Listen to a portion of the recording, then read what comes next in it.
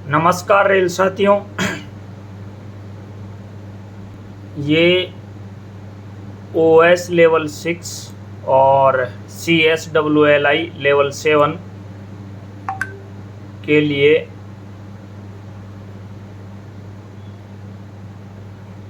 Paper था और ये कंडक्ट हुआ था 28 जुलाई 2021 को। इस पेपर में हमने पार्ट फर्स्ट में 1 से 50 तक हल कर लिए थे और अब हम आगे पार्ट 2 में 51 से आगे हल करेंगे। उससे पहले हम ज़रूरी महत्वपूर्ण बात कर लेते हैं। साथियों, कल दिनांक 11 जून 2022 को BRC डिवीज़न का पेपर कंडक्ट हुआ था और वो 2 घंटे का पेपर था और उसमें 55 प्रश्न थे, 5 राजभाषा के थे और 55 में से मैक्सिमम 50 प्रश्न करने थे। तो वो कल उसको हम हैंड टू हैंड जैसे ही वो PDF हमारे पास पहुंचा, हम उसको सॉल्यूशन में लग गए और उस पेपर को बीच में हमको YouTube पे अपलोड करना पड़ा। कुछ रेल साथियों की मांग थी कि सर इस फटाफट इसको सोल्व करिए और YouTube पे डालिए ताकि हम आंसर मिलान कर सकें। तो उनकी रिक्वेस्ट पे हमने इस वीडियो का पार्ट 2 नहीं बना के पहले उसको वरीयता देके उसका सॉल्यूशन किया और उसको कल रात को 10 बजे वीडियो पर YouTube पर अपलोड किया ताकि जिन्होंने BRC डिवीज़न में जितने भी रेल साथी हैं, जिन्होंने भी एग्ज़ाम में अपीयर हुए हैं, उन सबको उसका फ़ायदा मिले और वो अपनी आंसर की मिला सकें और डिसीज़न ले सकें कि मेरा पेपर कितना प्रतिशत बैठ रहा है। हमने अपने लेवल पे उस पेपर को हल किया, लेकिन फाइनल आंसर की तो रेलवे की ही मानी जाती है साथियों। हमने उस पेपर में विभिन्न नोट्स, बुक्स, मटेरियल, गूगल और हमारे जो सोलो कमेटी थी, उस सोलो कमेटी में बीकानेर से श्री हुकम सिंह जी मीणा, बीकानेर से श्री DK मीणा जी, दिनेश कुमार मीणा जी, और जोधपुर से बुनियादी प्रशिक्षण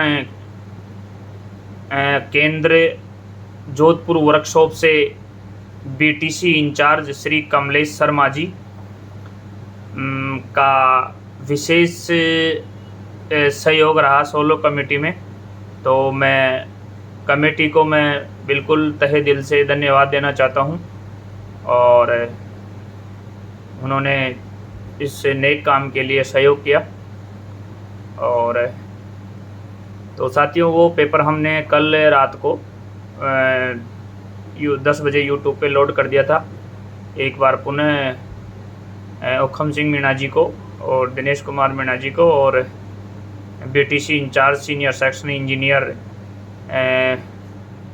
श्री कमलेश शर्मा जी जोधपुर को बहुत बहुत धन्यवाद। तो चलिए साथियों, हम अब इसका पार्ट 2 हल करते हैं। पार्ट 2 हल करने से पहले इसमें हमने 1 से 50 तक प्रश्न किए थे। उनमें 2 प्रश्नों का ऑब्जेक्शन आया साथियों। एक प्रश्न संख्या 4 है और एक प्रश्न संख्या 20 है। ऑब्जेक्शन में हितेंद्र तिवारी और हुकम सिंह जी और धीरज मीणा, इन्होंने ऑब्जेक्शन किया है प्रश्न नंबर 4 का, और प्रश्न नंबर जो 20 है उसका हुकम सिंह जी ने किया था। तो चलिए उनका करेक्शन कर लेते हैं पहले। और उनका जो ऑब्जेक्शन था वो सही था। जब उस प्रश्न की जांच की गई तो उनका जो ऑब्जेक्शन था वो बिल्कुल राइट था। तो चलिए हम रिवाइज कर लेते हैं, उनको संशोधित कर लेते हैं। प्रश्न नंबर यहाँ पे जो 4 है,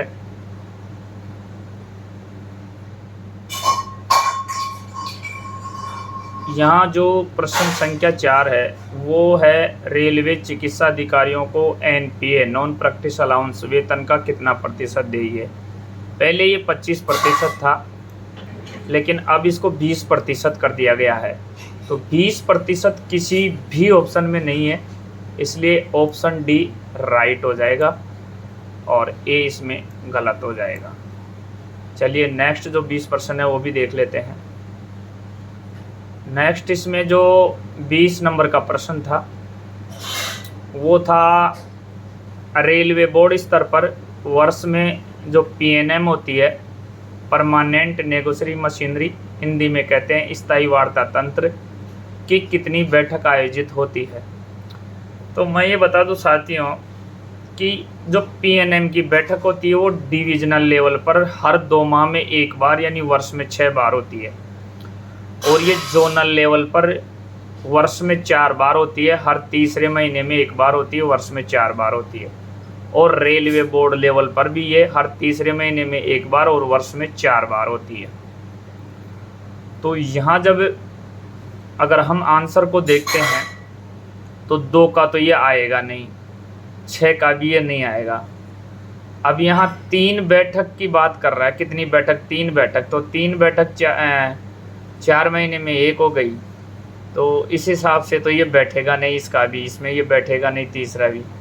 तो इसके हिसाब से देखा जाए तो ए, बी और सी तीनों गलत हैं। देखो जो डिवीज़न लेवल पर होती है हर 2 महीने में एक बार होती है, जोनल लेवल पे 3 महीने में एक बार होती है, और रेलवे बोर्ड लेवल पे भी 3 महीने में एक बार होती है। इसके प्रूफ के लिए आप बाहरी ब्रदर्स की जो राइटर हैं महेंद्र नाथ चतुर्वेदी, उसकी बुक का अवलोकन कर सकते हैं। उसमें साफ साफ लिखा है कि डिवीज़न लेवल पर 2 बार और जोनल लेवल पर वर्ष में 4 बार, हर 3 महीने में एक बार, और रेलवे बोर्ड लेवल पर इसमें 3 महीने में एक बार। तो यहाँ उस हिसाब से देखा जाए तो कोई भी आंसर मैच नहीं खाता है, इसलिए यहाँ पे 20 में डी आपका आंसर हो जाएगा। तो चलिए अब हम चलते हैं 51 पर।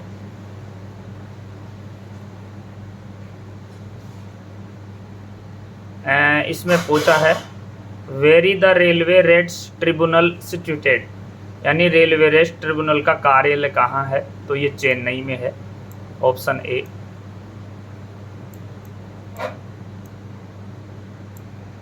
दूसरा है यूपीसी द्वारा चयनित आईआरएमएस के अधिकारियों की परीक्षण अवधि कितनी है? तो वो 6 महीने होती है। इंग्लिश में देख लेते हैं, what is the training period of IRMS officer selected through UPSC, union public service commission, UPSC. तो ये आपके होती जो 6 मंथ होती है, और 6 मंथ इसमें पहले ही ऑप्शन में है, तो आपका ऑप्शन ए हो जाएगा। चलिए नेक्स्ट जो इसमें है प्रश्न संख्या 53, उसमें है कि भारतीय रेल कार्मिक सेवा अधिकारियों का प्रशिक्षण कहाँ होता है? तो उसके लिए नायर है, NAI, national academy of Indian railway, वो आपके बड़ोदरा में है, तो ऑप्शन सी हो जाएगा। तो यहाँ रेल कार्मिक सेवा अधिकारियों का प्रशिक्षण होता है, ऑप्शन सी। अब साथियों ये प्रश्न भी बहुत अच्छा है, जो प्रश्न नंबर 54 है, बहुत ही इम्पोर्टेंट है। यहाँ भारत में पहली रेल कब चलाई गई ये नहीं पूछ करके दूसरी रेल पूछ ली, और कहाँ से कहाँ तक चलाई गई। तो ये जो दूसरी रेल चलाई गई थी ये हावड़ा से हुबली के बीच में चलाई गई थी। पहली रेल चलाई गई थी जो मुंबई से थाने चलाई गई थी 34 किलोमीटर की, और वो 16 अप्रैल 1853 को चलाई गई थी, और वो आपके 57 मिनट में उसमें दूरी पूरी की थी, और उसमें 400 महत्वपूर्ण यात्री सवार थे, 14 उसमें कोच लगाए गए थे, और 3 लोकोमोटिव सुल्तान सिंह साहिब उसको चला रहे थे। लेकिन यहाँ बात कर रहे हैं दूसरी ट्रेन की। तो दूसरी ट्रेन जो चली थी वो 15 अगस्त 1854 में चली थी, और वो हावड़ा से हुबली के बीच में चली थी। तो यहाँ जो ऑप्शन ए है उसमें 1854 के बजाय 1855 दे रखा है, तो ये तो रिजेक्ट हो जाता है। दूसरा भी इसमें रिजेक्ट है, और तीसरा भी इसमें रिजेक्ट है। तो इसका जो आंसर होगा 54 का वो डी हो जाएगा, इनमें से कोई नहीं।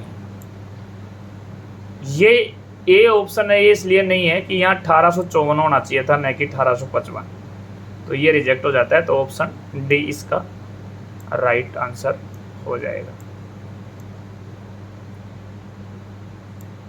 चलिए नेक्स्ट है स्टाफ नर्स की श्रेणी में सीधी भर्ती का प्रतिशत क्या है? तो वो 100% है, ऑप्शन बी।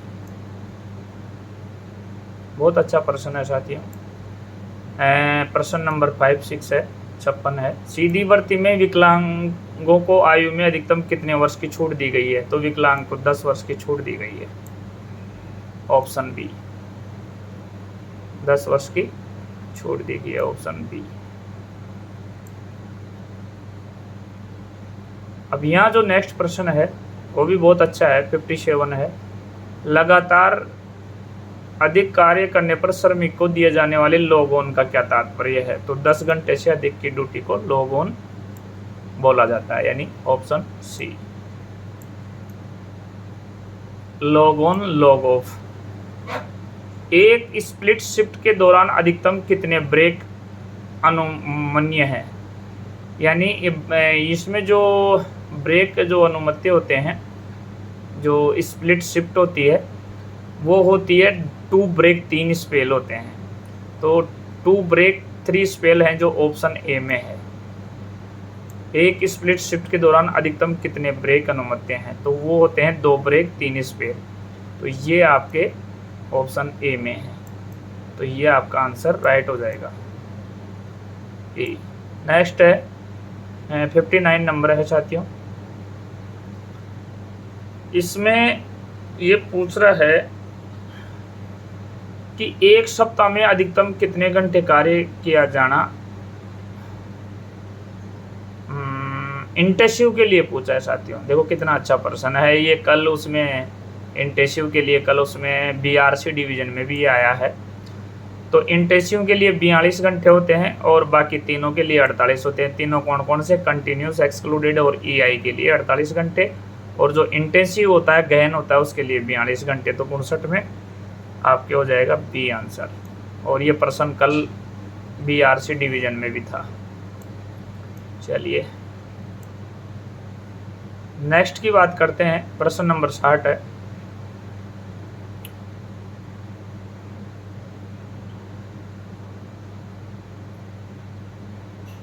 सतत काम के लिए रोके गए कर्मचारी के औसत ओवरटाइम की गणना द्वि-साप्ताहिक किस वर्गीकरण हेतु की जाती है?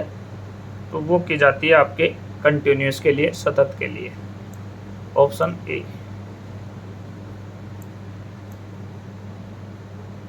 अब ये जो प्रश्न है, प्रश्न संख्या 61 है, ये भी बहुत अच्छा प्रश्न है। ट्रेड टेस्ट के मामले में मौखिक परीक्षा कितने अंक की होती है? तो ये 40 अंकों की होती है, और इसमें जर्नल ओबीसी के लिए मिनिमम 15 अंक चाहिए और एसटी एससी के लिए 11 अंक चाहिए पास होने के लिए। जर्नल ओबीसी के लिए 15 अंक हैं 40 में से, और एसटी एससी के लिए 11 अंक है, ध्यान रखिएगा।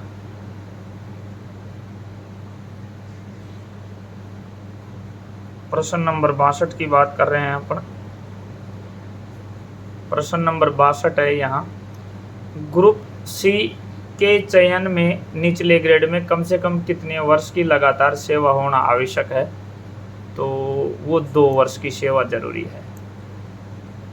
ये भी शायद आप लोगों को नॉलेज होगी इस चीज़ की, तो और नहीं है तो मैंने बता ही दिया आपको। प्रश्न नंबर है 63, और 63 में यहाँ जो है आंसर वो आपके इसमें what is the currency of panel in selection post? चयन पदों में पैनल की वैधता अवधि कितने माह की होती है? चयन पदों में जो पैनल की वैधता अवधि होती है वो होती है आपके 24 महीने की होती है, 2 साल की, ऑप्शन बी। और 64 नंबर का जो प्रश्न है वो भी बहुत अच्छा है।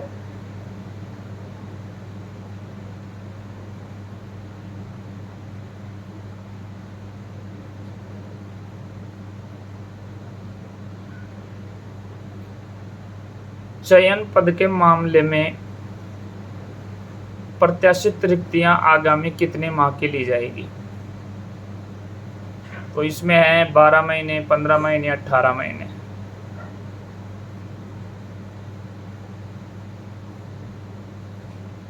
चयन पद के मामले में प्रत्याशित रिक्तियां आगामी कितने माह की ली जाएगी? तो इसमें जो force selection post anticipated vacancy is taken for वो ली जाएगी आपके 15 महीने की। अनुसूचित जाति और जनजाति की बेस्ट टाइम फेलियर के तहत पदोन्नति न्यूनतम कितने अंक होने चाहिए? तो वो हैं आपके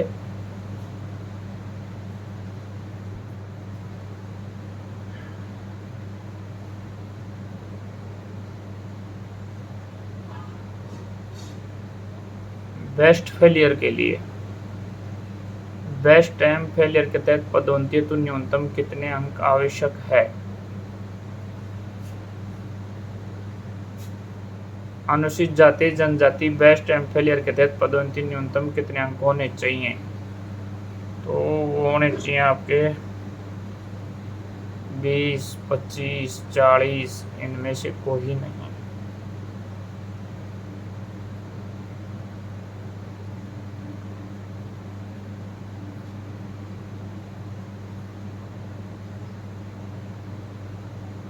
इसके लिए अपन बेस्ट फेलियर में, चलो ये प्रश्न आपके लिए छोड़ते हैं, इसका एकदम कंफर्म नहीं हो पा रहा है, ये आपके लिए छोड़ते हैं। आप बताना इसमें कितना आएगा, नहीं फिर हम अगले पार्ट में इसको क्लियर करेंगे। यहाँ अभी इसको फिलहाल छोड़ देते हैं। नेक्स्ट है सेवा अभिलेख गोपनीय रिपोर्ट के आधार पर भरे जाने वाले पदों हेतु अनुमानित रिक्तियों की गणना अगले कितने माह की जाती है? तो वो है आपके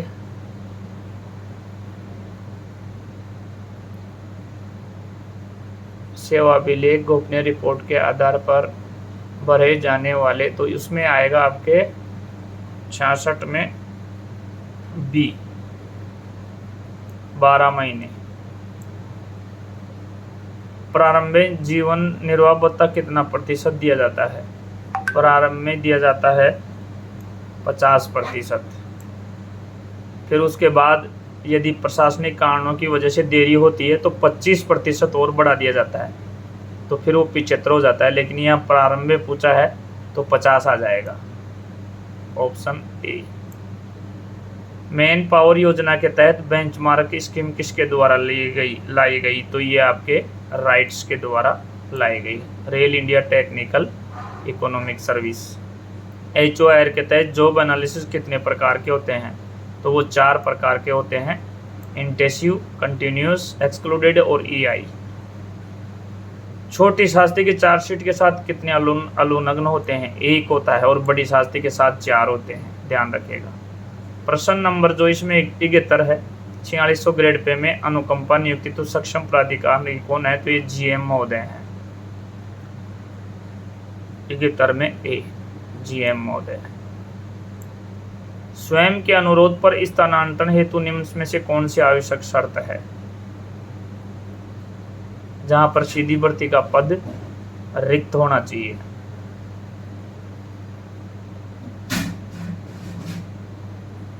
जहां पर सीधी भर्ती का पद रिक्त होना चाहिए, ऑप्शन ए। 2 उपयुक्तता परीक्षाओं में अंतराल का समय कितना होना चाहिए? तो यहाँ आ जाएगा आपके 6 माह से कम नहीं, मिनिमम 6 महीने, ऑप्शन बी। ऑप्शन बी आ जाएगा यहाँ पे आपके, ऑप्शन बी आ जाएगा। प्रश्न नंबर 74 है, मंडल पर चयन बोर्ड के गठन हेतु किसका अनुमोदन आवश्यक है? तो वो आपके DRM और ADRM साहब, ऑप्शन ए।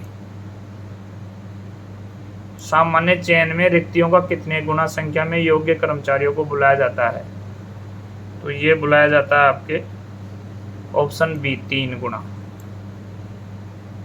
Option B. 75 में बी।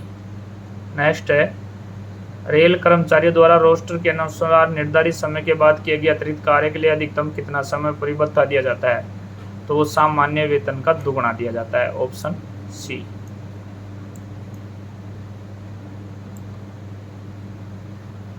प्रश्न नंबर है 77। मंत्रालयिक संवर्ग में अब चयन पद पर किस पद हेतु लिखित परीक्षा ली जाती है? In ministerial cadre for which post written test in conduct from non selection post. तो इसमें आ जाएगा आपका वरिष्ठ लिपिक, सीनियर क्लर्क, ऑप्शन बी। कितने प्रतिशत अंक लाने वाले कर्मचारी को उत्कृष्ट की श्रेणी में रखा जाएगा? 80% या उससे ऊपर को उत्कृष्ट की श्रेणी में रखा जाएगा।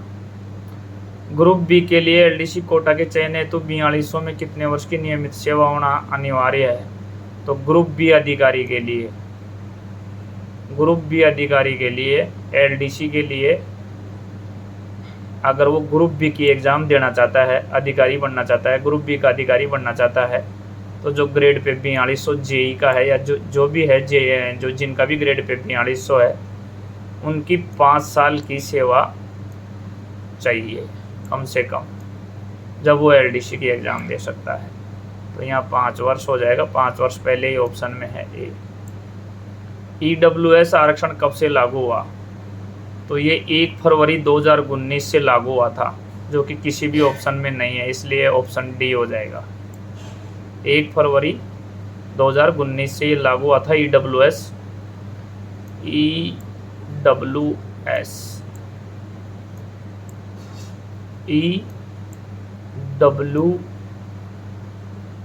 अब ईडब्ल्यूएस से यहाँ 4-5 बातें आपको ध्यान में रखनी है।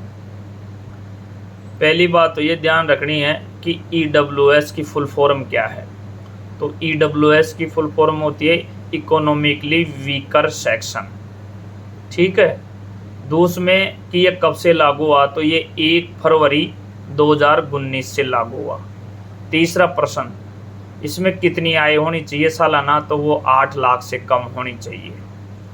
चौथा प्रश्न, अगर किसान है तो किसान के पास 5 एकड़ से कम ज़मीन होनी चाहिए, वो ईडब्ल्यूएस की श्रेणी में आएगा।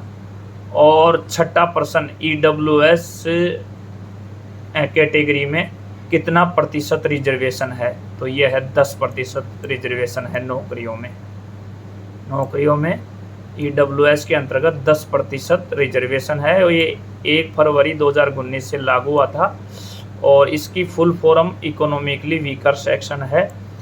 और किसान है तो 5 एकड़ से ज़मीन कम होनी चाहिए, और अगर और कुछ है तो आपके 8 लाख रुपए से कम सालाना आय होनी चाहिए।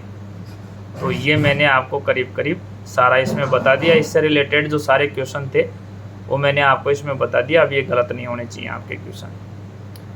HOR के तहत निरंतर वर्गीकरण में लॉग ऑन से क्या तात्पर्य है? तो यहाँ पे जो लॉग ऑन से तात्पर्य है वो है 10 घंटे से अधिक की ड्यूटी, ऑप्शन सी। वर्तमान में नए नियमित श्रमिकों लगाने की शक्तियां निम्न में से किस में होती हैं? तो वो शक्तियां होती हैं आपके जनरल मैनेजर GM महोदय में। एक दिन की नियमित सेवा पर भी कितने सेट PTO देय हैं? तो वो 4 सेट PTO देय हैं, ऑप्शन सी। नेक्स्ट है, अनुकंपाधार पर नियुक्ति के लिए न्यूनतम आयु सीमा क्या है? न्यूनतम आयु सीमा 18 वर्ष है, लेकिन GM महोदय इसमें 1 साल कम कर सकते हैं और रेलवे बोर्ड लेवल पे इसमें 2 साल कम कर सकते हैं। लेकिन यहाँ जर्नली पूछा गया है, अगर GM साहब का पूछा जाता है, रेलवे बोर्ड लेवल पे पूछा जाता तब होता, लेकिन यहाँ जर्नली पूछा गया है, इसलिए 18 वर्ष ऑप्शन ए हो जाएगा।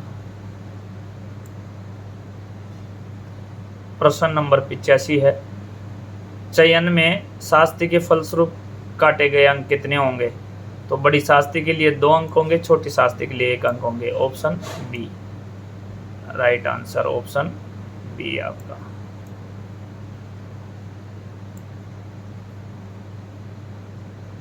चलिए प्रश्न नंबर 86 है यहाँ पे। प्रश्न नंबर 86 है, संरक्षा पदों पर चयन हेतु न्यूनतम प्राप्तांक क्या निर्धारित किए गए हैं? तो ये हो जाएगा 100 में से 60% कंपलसरी है, यानी 60 प्रतिशत नंबर आपके 100 में से 60 आना जरूरी है, यानी 60% नंबर आना जरूरी है। तो ऑप्शन सी हो जाएगा आपका। महाप्रबंधक द्वारा एक बार पैनल का अनुमोदन होने के बाद अगर जीएम महोदय एक बार पैनल का अनुमोदन कर देते हैं तो उसमें अगर संशोधन करना हो या परिवर्तन करना हो तो उसकी शक्तियां किसके पास है? तो उसकी शक्तियां रेलवे बोर्ड के पास है। यानी जीएम जिस पैनल को अनुमोदन कर दे और उसके बाद उस पैनल में संशोधन चाहिए या परिवर्तन चाहिए तो उसकी शक्तियां रेलवे बोर्ड के पास है। जीएम के किए हुए कार्य को भी रेलवे बोर्ड बदल सकता है या संशोधित कर सकता है। प्रश्न संख्या 88 है, निम्नलिखित में से कौन सा सही है? तो निम्नलिखित में से कौन सा सही है वो देख लेते हैं हम। रेल सेवा आचरण नियम 1966 यहाँ बी सही है। रेलवे कंडक्ट रूल 1966 यानी ऑप्शन बी सही है इसमें। रेल सेवा आचरण नियम 1966 ये करेक्ट हो जाएगा आपका बी। यहाँ कौन रनिंग कर्मचारी माने जाते हैं? तो रनिंग जो कर्मचारी माने जाते हैं वो लोको पायलट और गार्ड माने जाते हैं। निम्न में से कौन सा पद एनटीपीसी कैटेगरी में आता है? तो एनटीपीसी कैटेगरी में जो पद आता है वो जूनियर क्लर्क भी आता है, बुकिंग क्लर्क भी आता है, गाड़ी लिपिक टीएनसी भी आता है। तो यहाँ आंसर हो जाएगा आपका उपरोक्त सभी। यहाँ जो आंसर हो जाएगा वो हो जाएगा आपका उपरोक्त सभी, ऑप्शन डी।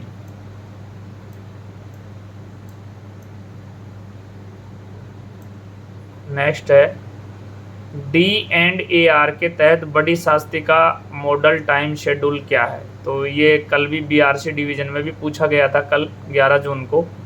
तो ये 150 दिन है। Correct answer B.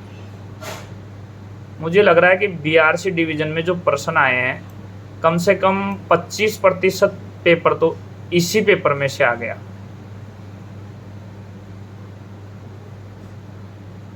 92 पे चलते हैं। स्वयं के अनुरोध पर स्थानांतरण पर उच्च वेतनमान में कितनी अवधि पूरी होने पर वेतन संरक्षण का लाभ दिया जाता है? तो वो होता है आपके सी 1 वर्ष 12 महीने। सी ऑप्शन 1 वर्ष 12 महीने। 4200 ग्रेड पे में कार्यरत कर्मचारी का नियुक्ति प्राधिकारी किस स्तर का होगा?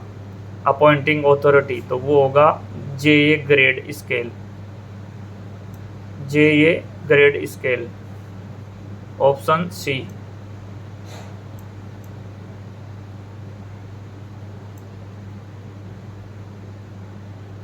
नाइन्टी 94 है, वर्क स्टडी विभाग द्वारा पदों को सरेंडर करने पर प्रधान कार्यालय के वैकेंसी बैंक में मनोवेली का कितना प्रतिशत जमा होता है? तो वो होता है आपके 25%, ऑप्शन बी। 25% होता है, ऑप्शन बी। यहाँ संयुक्त जांच हेतु मानक फार्म प्रयुक्त होता है। तो यहाँ जो मानक फार्म 8 है वो प्रस्तुति अधिकारी का होता है। 6 है जो दस्तावेजों की आरक्षण अनुमति के आरक्षण नहीं देना है। और मानक फॉर्म 7 होता है तो जांच अधिकारी। तो तीनों में से कोई भी नहीं है, तो यहाँ ऑप्शन डी हो जाएगा आपका। ऑप्शन डी 95 में डी, ऑप्शन डी 95 में, 95 में डी हो जाएगा। वैसे जॉइंट के लिए मानक फार्म 10 आता है। रेल सेवक को प्रथम अवसर पर कंप्यूटर अग्रिम राशि के रूप में 50,000 मिलते हैं और दूसरी बार में 40,000 रुपये मिलते हैं। तो यहाँ प्रथम के लिए पूछा है तो 50,000 और दूसरी बार के लिए पूछता तो 40,000। गोल्ड मेडल पास खो जाने पर कितना जुर्माना करवाना होता है? तो मैं यह बता दूं कि गोल्ड पास के लिए 26,113 रुपये हैं और सिल्वर पास के लिए 4,964 रुपये हैं और ब्रॉन्ज पास के लिए 4,960 रुपये हैं। तो यहाँ पर जो राशि है वो कोई सी राशि नहीं है, इसलिए यहाँ ऑप्शन डी आ जाएगा, ऑप्शन डी। ऑप्शन डी, क्योंकि जो राशियां हैं प्रजेंट में वो राशि है 26,113 रुपये गोल्ड के लिए है, और सिल्वर के लिए 4,964 रुपये है, और ब्रॉन्ज के लिए 4,960 रुपये। तो कोई नहीं है, तो ये ऑप्शन डी हो जाएगा यहाँ। 98 देख लेते हैं। रेल सेवक आचरण नियम का नियम 15A किससे संबंधित है? तो सरकारी क्वार्टरों का दुरुपयोग करना, खाली नहीं करना, किराए पर देना, ये 15A में आता है। कंडक्ट रूल 15A में आता है, तो ये ऑप्शन ए हो जाएगा इसमें, 98 में ए। जो 15A होता है वो क्वार्टरों से संबंधित होता है, जैसे क्वार्टर का दुरुपयोग करना, और क्वार्टर में भैंस बकरियां रखना, क्वार्टर खाली नहीं करना, क्वार्टर का दुरुपयोग करना, ये सब 15A में आता है। तो क्वार्टरों से तो सरकारी आवास को किराए पर देना, ये सब चीज़ें 15A में आती है, तो यहाँ ऑप्शन ए हो जाएगा।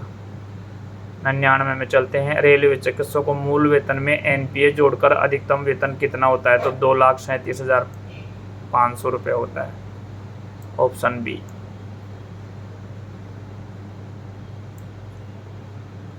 और इस वीडियो में हम आधे घंटे का हो गया है साथियों, 100 देख लेते हैं, फिर 101 से लेकर 110 तक पार्ट 3 में देखेंगे। कितने प्रतिशत महंगाई भत्ता होने पर मकान किराया भत्ता अपनी वर्तमान दरों से बढ़ जाएगा? तो वो 25% होने पर ऑटोमेटिक बढ़ जाएगा, तो ऑप्शन ए, 100 में ए, ऑप्शन ए, 25% होने पर। तो ये थे साथियों 100 प्रश्न हो गए हैं, और वीडियो भी आधे घंटे का हो गया है। आधे घंटे से ज़्यादा का बनाने का मतलब बोरिंग हो जाता है, देखने वाला भी परेशान हो जाता है। तो आधे घंटे का हो गया। अब जो 101 से लेकर के 110 तक पार्ट 3 में लेंगे, ये पार्ट 2 था। यदि आपको किसी प्रश्न पर ऑब्जेक्शन है तो आप किसी प्रश्न पर या किसी प्रश्न के उत्तर पर, दोनों पर किसी पर ऑब्जेक्शन है, तो आप मुझे विद प्रूफ मेरे व्हाट्सअप नंबर 8502030400 पर विद प्रूफ भेज सकते हैं। हम उस प्रश्न के उत्तर को रिवाइज करेंगे, उसमें करेक्शन करेंगे, और ऐसी बात नहीं है। तो यदि आपको लगता है किसी प्रश्न के बारे में या उत्तर के बारे में आपको गलत लगता है, तो आप विद प्रूफ हमें मैसेज कर सकते हैं 8502030400 पर, और अगला जो पार्ट 3 आएगा उसमें हम वो करेक्शन करवा देंगे। वैसे पूरी कोशिश की जाती है कि किसी प्रकार की गलती नहीं हो, लेकिन फिर भी मानवीय भूल हो सकती है, इसके लिए हम क्षमा चाहते हैं। इसलिए आपके लिए ऑप्शन हमने खोल रखा है कि यदि आपको डाउट लगता है तो आप उस प्रश्न या प्रश्न के उत्तर को लेकर के उसका विद प्रूफ अटैच करके व्हाट्सअप कर सकते हैं मुझे। तो जो पार्ट 3 आएगा इसका, जिसमें पार्ट 3 में 101 से लेकर 110 तक प्रश्न होंगे, उनमें उनका रिवाइज करवा दिया जाएगा। तो चलो रेल साथियों, आप देख रहे हैं देश का नंबर 1 विश्वसनीय channel BR Classes. Thanks for watching this video. Thank you very much.